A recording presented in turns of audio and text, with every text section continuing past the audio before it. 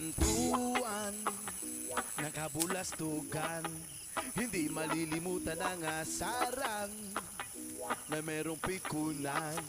Lalo na rin nung unang niligawan, unang kabiguan, at yan nagseseryoso ang usapan. Ang pagdadamayan na tunay at tapat na kaibigan. O mga buwang